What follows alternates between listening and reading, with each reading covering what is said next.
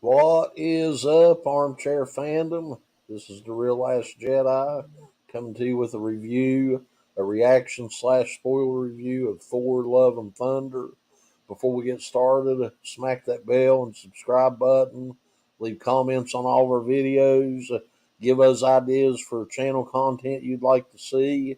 And sometime during this stream this evening, we're going to be having an announcement to make. But before we go any farther, let's bring in our guest, Darth Pane.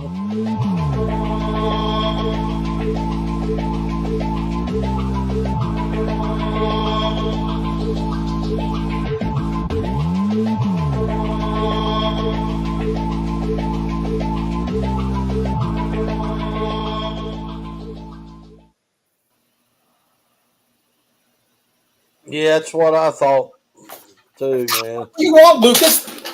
Good grief. Can't you see I'm studying intently for my learning the Korriban archives from cover to cover? Gosh, get a little notice here in the future, man. It's been a while. It has been a while. I figured you were dodging the bill collectors again. That's why I hadn't heard from you. No, nothing like that. I was just, we've been covering the wrong content, man. We need to jump over and do some Stranger Things videos. I believe that had a lot more attention the last few weeks than the stuff schlubs like us like to follow. Yeah, I mean, it pretty much crashed Netflix that July 1st, man, the first few hours when the last two episodes dropped, it crashed it for a while. People couldn't get on and watch it. I still haven't watched the finale of The Boys. I haven't either. I tried to do that last night, but after it dropped after midnight, but I kept dozing off, so I just quit and went on to sleep. That seemed to be a recurring thing with you dozing off during the day. Yeah. So anyways, man, today we got a chance to see Thor: Love and Thunder. I was wondering what the title meant after they announced that title. We don't find that out until the very end, which we'll get into a little bit later. Right now, we're just going to give our initial reactions. What's your initial reaction to this movie without giving any spoiler content away? Details. My oldest daughter messaged me when we left the theater and asked me if I liked it, which I did like the movie. She said, "Was it better than Ragnarok?" And I said, "No." I thought it was a good movie. I'm a big Thor fan. You know, I guess you can tell by the shirt and everything, but I liked the movie pretty well. But is it better than Ragnarok? No. Ragnarok's my favorite all-time MCU movie, and it's the best of the Thor movies, clearly, even after the fourth one today. But I liked it. But again, it just wasn't as good as Ragnarok, and that's not a knock against it. It just wasn't, in my opinion. But it was good. This would probably be my least favorite Thor movie. I know Dark World gets a lot of flack for not being that good, but I still think the story in that movie was more complex than the story in this movie. It was Thor Ragnarok was a fun ride, but it also had a complex story to it. It wasn't just silliness, which I did think. I don't understand what people thought saying there's too many jokes in this movie. I didn't really feel like that, but I don't think there was too many jokes, but I think the movie relied too heavily on the silly aspect instead of a good story. Well, I mean, Ragnarok had a good story. I mean, you had his sister Hela shows up, and she wants to destroy all of Asgard, and you had more interesting characters. You had Loki was there, Bruce Banner was there, Hela, the character Carl Urban played. Scourge, yeah. Yeah, so, I mean, it was a lot more interesting, in my opinion. It was the Grandmaster, for crying out loud. Yeah.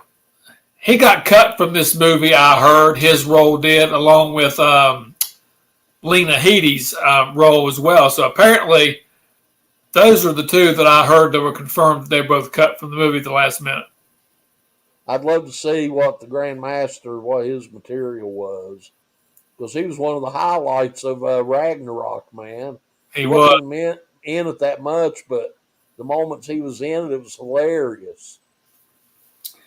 Yeah, I mean, you brought back certain other characters for a limited role. How you couldn't squeeze in about 3 or 4 minutes of Jeff Goldblum seems a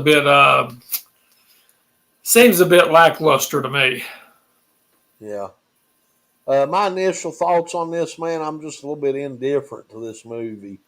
I would probably say that what all has come out in Phase 4 as far as the cinema goes, Shang-Chi, Eternals, does Black Widow go in Phase 4 or is it officially Phase 3?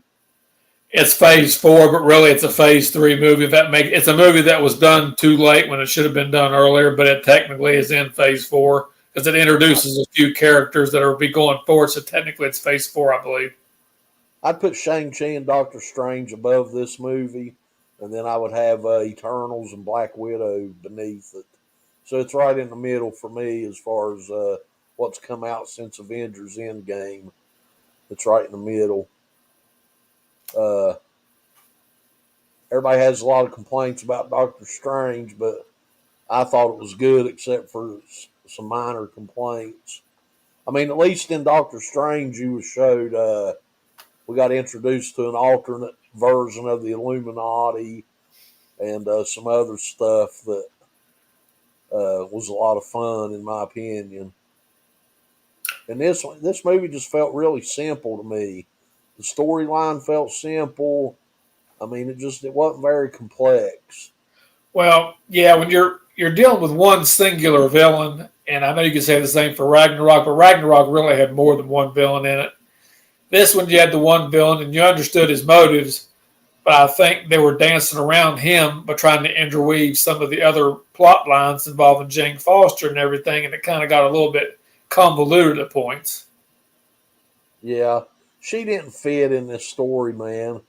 I mean, you didn't need her in this to justify the story they were telling, other than they wanted to bring Natalie Portman back. And of course, I mean, she's famous for like not caring about the stuff she's been in until it starts making a bunch of money, and then she wants to have something to do with it all of a sudden. You know, they could have left her out of it for all I care. I mean, just leave her out of it. And I've told you this since we got out of the movie, before we started streaming. I would have been happy with the story involving the Guardians of the Galaxy a little more and interweaving what we was obviously left off with in Endgame with Star-Lord wanting to find Gamora. That wasn't even brought up or referenced, which I think was a mistake. And the only thing we got from where we left Thor off at in Endgame was story time from Korg to the kids, which we'll get into. I guess we'll go ahead and give our warning now. We'll go ahead and get into some spoilers now. I'm just indifferent. It's right in the middle of Phase 4 for me, the movies that's come out in Phase 4. What's your final initial reaction before we get into spoilers? Well, I share some of your concerns. I'm a big Thor fan, so I would probably consider it to be probably the second best movie of Phase 4, in my opinion. It's almost like I like Shang-Chi an awful lot, but I didn't like Shang-Chi better than this. And I think Doctor Strange is probably the top of the Phase 4 movies, in my opinion. And of course, I had some problems with what they did in that. But we talked about this, like you said, when we left the theater.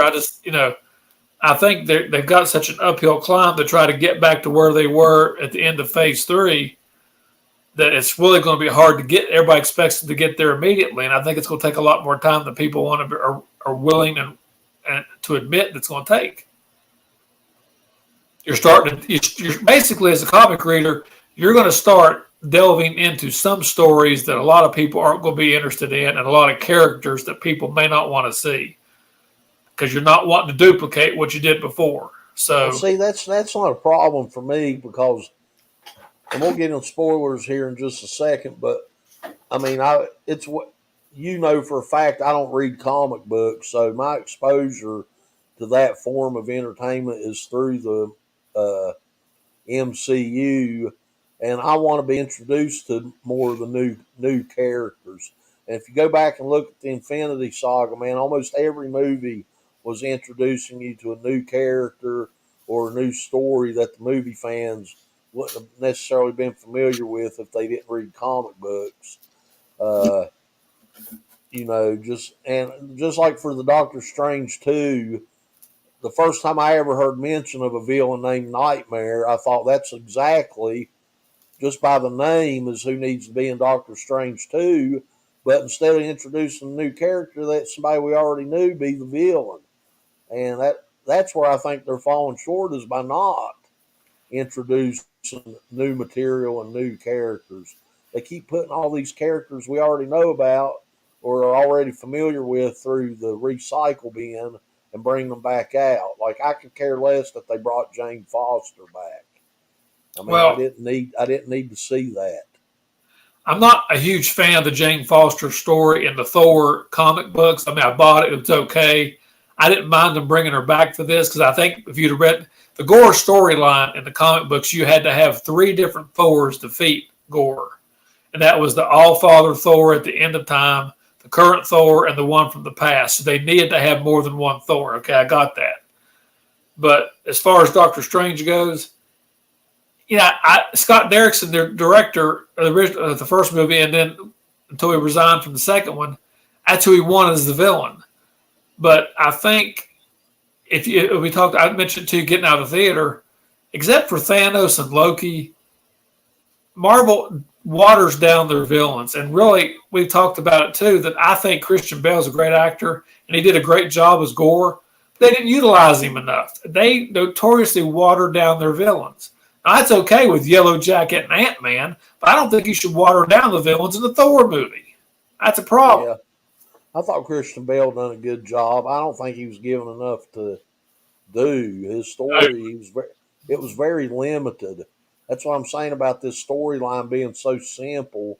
There was only maybe 3 particular scenes in this movie that I really enjoyed, and we didn't even spend enough time in those places. Like at the beginning when Thor and the Guardians are trying to help whatever that species was take their temple back or whatever it was.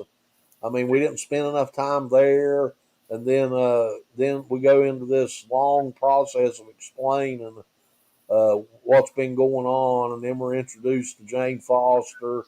We find out she has cancer. They speed through all of that.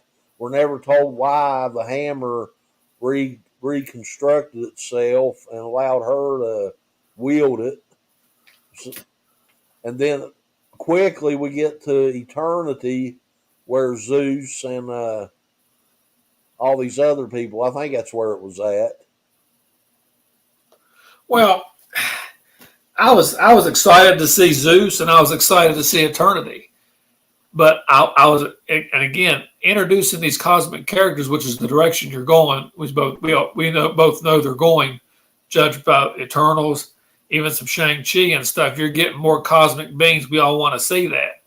But I think they sacrificed seeing more of these characters to serve us a story that wasn't really necessary to fulfill the ends of this Gore story. So I think structure is a big part of the problem. Like again, I like the movie. I'm a Thor fan.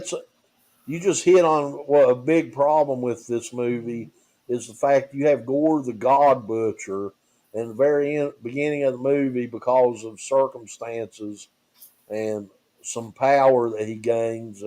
He determines he's going to travel around and kill all the gods in the universe. Well, we only actually see him kill one god. That was at the beginning. And then there's another shot where we see this god that's already dead. But other than that, he does nothing menacing. Why couldn't the story, just like in the Thor Ragnarok, most of the story took place on Sakaar, and we got to experience that place and have more time with the Grandmaster. And we met Korg, and we got the Tournament of Champions, and we had Loki. But all of it was contained in this new place where we got to experience. We're taken to this new place in this movie, and he's hunting gods. Well, you're in this place that's full of gods. Why couldn't they have spent more time there and have Gore come to them instead of them just showing up there to steal his lightning bolt and then going somewhere else in the universe to hunt him down instead of having him come to them, which I think would have worked a lot better. I agree with that. I thought it would have made more sense for Gore to come after them because you remember Russell Crowe says, "Oh, Gore doesn't know where we are. You know, we're safe here. You need to stay here." That would have been the time to have Gore show up and say, "Oh, he's here. It's on." But have him kill a bunch of them, man, to raise the stakes, to make him a bigger threat, and then maybe the end of the movie. By the time you get to the end of the movie in this, he don't really feel like a threat. You know, you're not really worried about him. The threat he's more the threat is not that is conveyed at the end of the movie that not what he's going to do as far as killing gods. It's what he's trying to do to get to eternity, and he has to have, you know, Stormbreaker to do it. That's so basically the big MacGuffin in the movie is the fact that he needs Stormbreaker to access eternity to bring his daughter back. And that's not what was going on in the comics. And apparently Jason Aaron, who was the guy that wrote this storyline of Thor comics, was an advisor to Taika on this, which is fine. Taika said he liked the story. They don't even make sense, but with the initial motivations at the beginning of the movie. No, it doesn't. And then the initial motivations at the beginning was what the story was about in the comics. That's not revenge. With.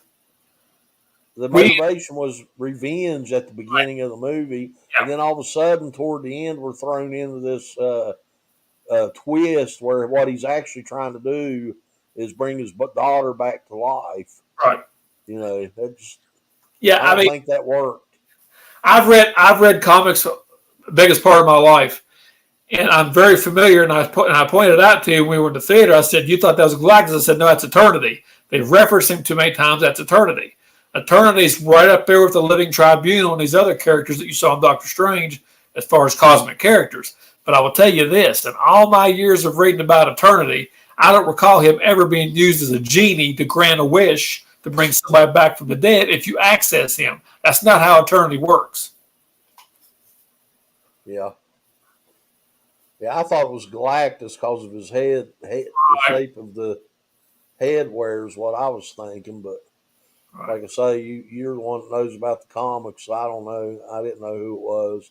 Well, when I saw the head too, I thought the same thing. When I first saw the head, like, oh, they're going to bring Galactus in this? I said, okay, Galactus and Thor's had a history, but it's Eternity. Yeah, Galactus is one of them big bads that you need to be in an overall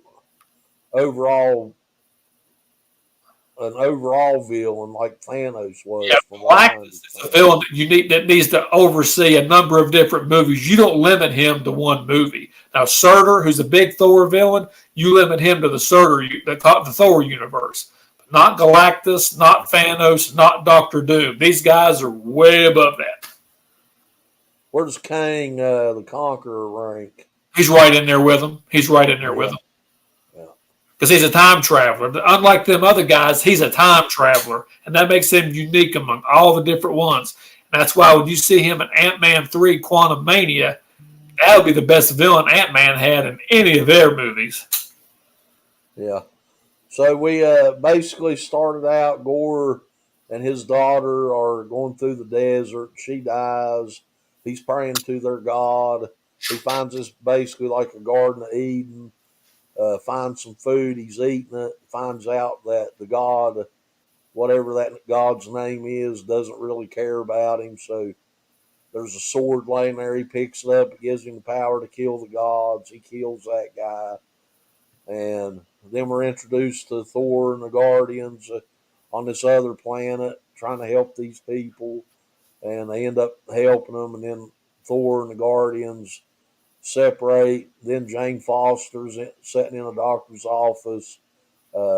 Find out she's got stage 4 cancer, and she reads in a book on Norse mythology how the Mjolnir had a healing power. So she goes to look for Mjolnir, and she finds the hammer, and we don't really see this happen on screen, but it ends up reconstructing itself, and she becomes the mighty Thor, another version of Thor. So Thor's got Stormbreaker, she's got Mjolnir, and what comes up after that? She goes to Asgard. Thor's back at Asgard. Yeah, they go back to Asgard. She's there, and like you said, the hammer reassembles itself. And another point that they mentioned during the movie when Taika was explaining what happened to them, and he said that Thor had whispered something to Mjolnir to always take care of Jane. And so she gets there. Apparently, she said that the hammer, she had heard the hammer calling to her. She gets there, the hammer reassembles itself, and then she becomes the mighty Thor. And, again, but just like the comics, where Jane had cancer, that every time she used Mjolnir, it nullified her chemo and everything else, and it made her condition worse. So the longer she was Thor, the more it was actually killing her. And then when Thor gets there, with Stormbreaker and sees this other Thor with Mjolnir just kicking tail, she takes her helmet off, and they said, "Oh, Jane, what happened to you?" And that's where you see in the trailer where he knew how long it had been since they'd seen each other, and they just connect the dots and start, trying to interact and figure out how to get rid of Gore. Yeah, we don't really know why she went to New Asgard. It doesn't tell us that. That's no problem with this. She went there looking for the hammer. The hammer was calling to her. That's right. She found it in Asgard.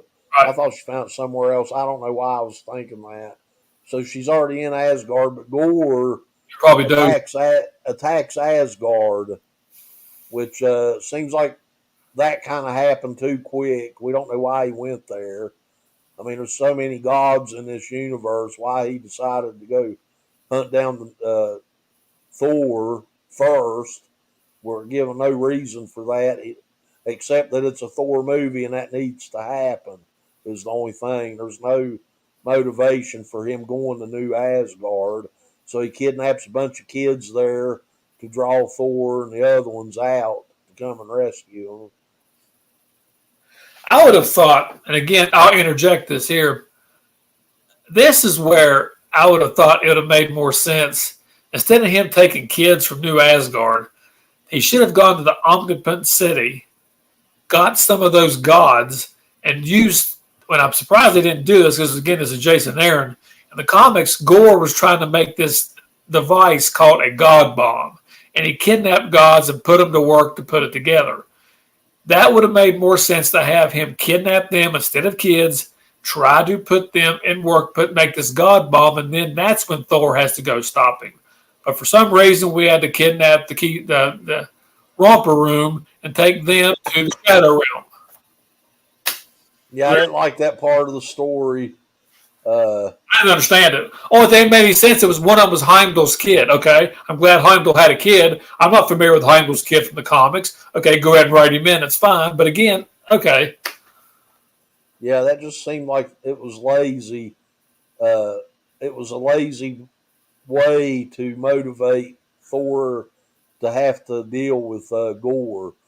So on his way to deal with Gore, he asks, what's the name of the place where Zeus was at? Omnipotent City or something like that. Omnipotent City. So yeah. They go there. There's all kinds of gods there.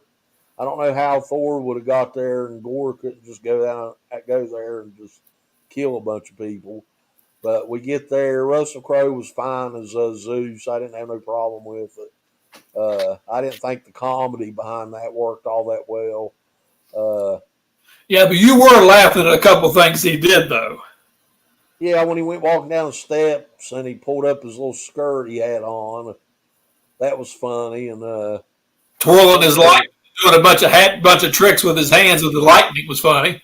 Yeah, like he was a baton twirler on a high school marching band. Yeah. Uh, I did like some of that stuff. There was some comedy that worked for me. Um, I just don't. It just feels like the omnipotent city stuff was unnecessary. It's like they needed. It's like Taika Waititi needed something that would be familiar with the people that really like Thor Ragnarok. Right. So you got that scene thrown in there, really for no other reason. They don't even decide they need his lightning bolt until they get there. So it's not like they was actually going there to look for help from Zeus, and he kind of brushes them off, but they leave with the lightning bolt. It's like Taika and the writers just wanted this place, kind of like Sakaar was, but they wasn't committed to spending any time there, and there wasn't any good motivations for going there. I don't have any problem with them using the omnipotent city. I think they used the concept wrong. I think they went there to get an army. They didn't come out there with the army. They left with a lightning bolt. Okay, great. But it just, again, it would have made more sense for Gore to show up there and trail them, to start attacking it there, and then it would all heck would have broke loose. They didn't want to do that. And again, the whole part of doing that, and it's like Taika was writing on the fly. He was just inserting stuff, taking screenshots, cliff notes, posting this here, posting this there. We'll interject this there and there, and I'll make it work. I don't know who wrote the screenplay. I mean, maybe he did, but I just think it just looked like a lot of that stuff was put together on the fly. Let me ask you a question, man. It's no secret if you watch other YouTube channels, a lot of people report on this, but Disney stock's been falling over the last year or so. Wonder why. Almost down 50% from what I understand. Do you think budgeting has anything to do with some of the complaints we're having? I've heard there's budgeting concerns over the fact on the Disney Plus shows, like for Obi-Wan and shows like that. And I would write that off to television versus theatrical. But as opposed, now again, I didn't get the impression during this movie that there were budget constraints. You saw what they did with the goats. You saw what they did with Gore and all these other things with Omnipotent City. I don't think there were budget constraints. I just think the screenplay was kind of thrown together, and Taika was just doing it on the fly, and that worked. And Ragnarok, it's the apocalypse of the gods. You can kind of fill in stuff as you go there. This was an entirely different story. You were taking one story from the comics, which is basically Gore the God Butcher, and you're trying to interject another character, a version of Thor, in the middle of that. That's where you start throwing in your own spin on stuff, and I think that's where you might have problems. Yeah. So I don't think it was necessarily budget constraints that made a problem for the movie. I think, again, and I like Taika, a lot of stuff he does, but some of the story I just think it was a little could have done. I don't know anything about Hollywood budgeting, what costs the most or any of that kind of stuff. So I'm not going to pretend to know, but I've heard from other people like most of the reason why you don't see a lot of Hulk and you see more Bruce Banner than you do Hulk, especially in the Infinity Sagas, because CGI is so expensive. And it just makes me wonder. You had this place, Omnipotent City, and you had all these gods, which it looked like they would have been a cool place to camp out in the movie for a while. I agree with that. I agree. But like they did on Sakaar, but that place was mostly CGI, so that's why I asked if you thought there was maybe some budgeting issues. I don't think there. I mean, they filmed this thing down there in Australia, near where Hemsworth lives, and they filmed the Ragnarok down there too. So I don't think there was necessarily budgetary constraints to a degree. Maybe something could have been done by the pandemic, but again, I just think that some of the story is what the problem was, and I don't like the fact they didn't spend enough time in Omnipotent City, and you got those goats. That's big time CGI budget doing those goats. A lot of that. Yeah, I heard a lot of people bragging about the goats, and I liked them for a little bit, but They weren't as big as everybody made out to be. no, that screaming got a little bit annoying after a little bit. I mean, it was funny for a little bit, but Yeah, that's why Gamora's sister wanted to go put them down. now that was a funny line, man. She grew on you after a while. See, you didn't get enough of the Guardians back and forth in this movie, man. That would have really helped this movie. I mean, that was a classic Guardians line when she said she was going to put them down. I like Korg, but I would have rather had. You don't even have to have all the Guardians. Maybe say have Star Lord or somebody stay there with him and send the other ones off to do that. Why'd they all have to leave? You could. Look, they split up in Guardians too, where a few of them went one way, a few went the other. Why couldn't we have split it? Had a couple stay with Thor and the rest of them gone off. I'd have rather seen that than have just Korg hanging around. Yeah. Korg is comic relief. He's Cronins are not supposed to be main type characters in the movie. I've read the comics; they're not. Yeah. So then, after they get Zeus's lightning bolt, they find out where Gore the God Butcher's at, and they go and have their showdown.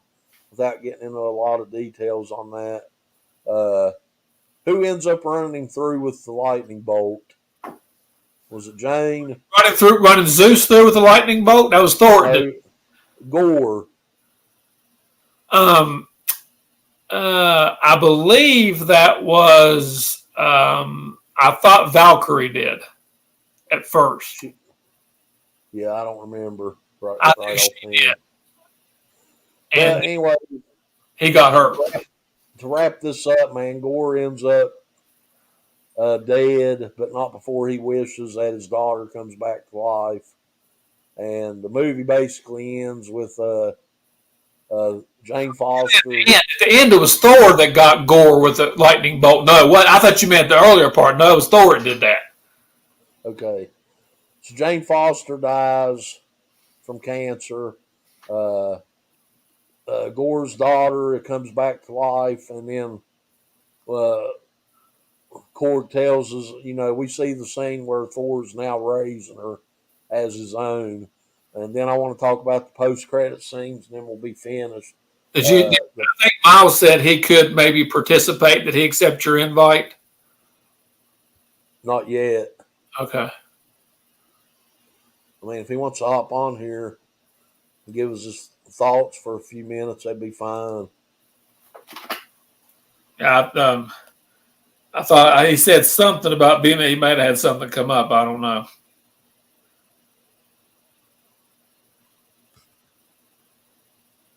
Let's see if I got a message from him.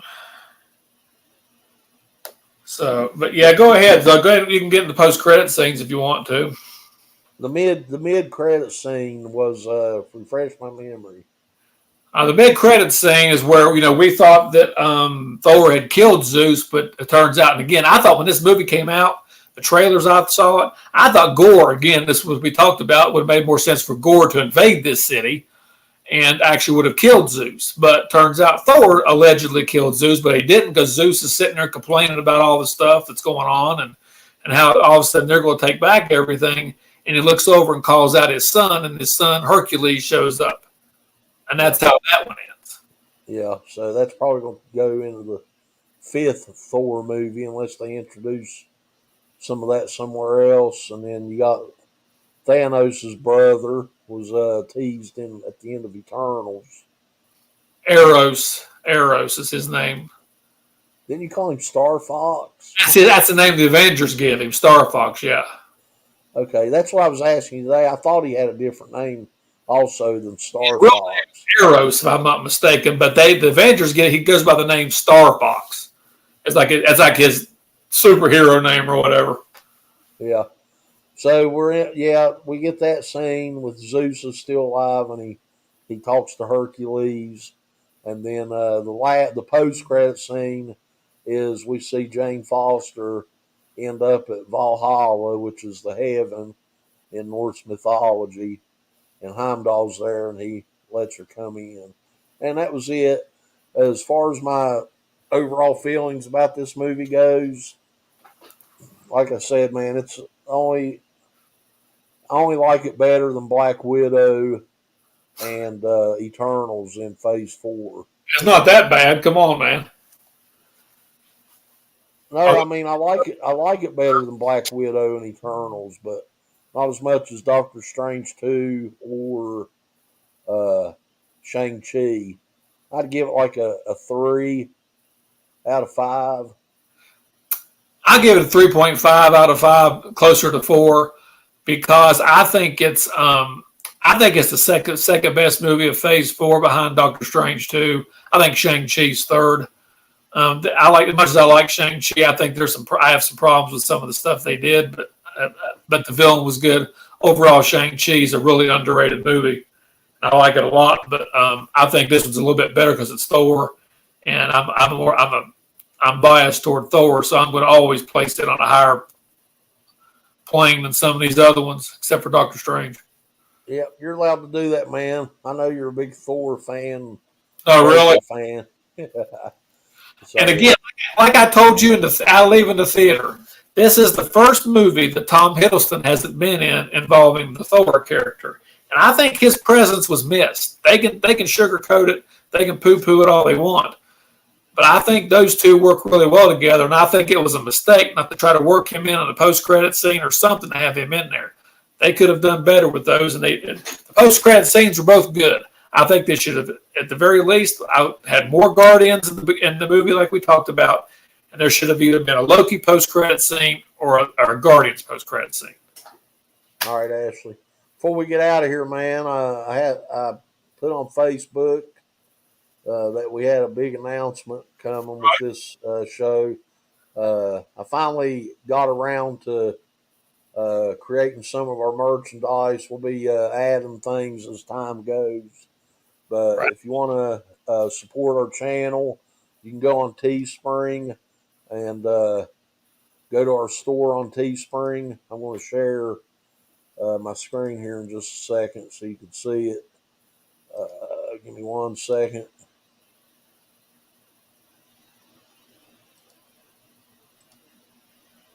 If you'd like to be a loser like us, wear the merch that we have, and you can be just like us. Is that showing up on yours? No. It's not? No. All right, hold on. Welcome to Armchair Fandom, Real Fly By Night Productions. There we go. There it is. So you go to the address is you should be able to see the address: armchair-fandom.creator-spring.com. The link for this is in the description of the video. It's also in the description of the video streamed on YouTube, on Facebook. So if you want to support our channel, hit the like button on our videos, subscribe to the channel, leave comments, give us ideas for content going forward. And if you want to support us in another way, you can go to Teespring. Buy some gear. Buy some merchandise, vinyl sticker. We got coffee mugs and a couple different T-shirts here in some different colors. This is probably, I hope, this one gets a lot of traction from Darth Pane. The high ground is overrated, and when we say that, we don't just mean figuratively in Star Wars talk. Literally. It's literally the high ground is overrated. Whether you're talking about morality or you're in Star Wars, it's very highly overrated. We suggest kicking people when they're down. That's the way to go. There you go. And as a further tease coming down the road, there's going to be also a thing added to that store called Korriban Collectibles. That's right. Even more dark side gear coming from yours truly through the Real Last Jedi. All right, man. With that said, it's been a good time. Thanks for helping me with this. Like I said, if you want to support us, hit like and subscribe. Leave a comment. Share our videos. Help our channel grow. With all that said, it's got to get paid. It's got to get paid. With all that said, we'll talk to you later. Good.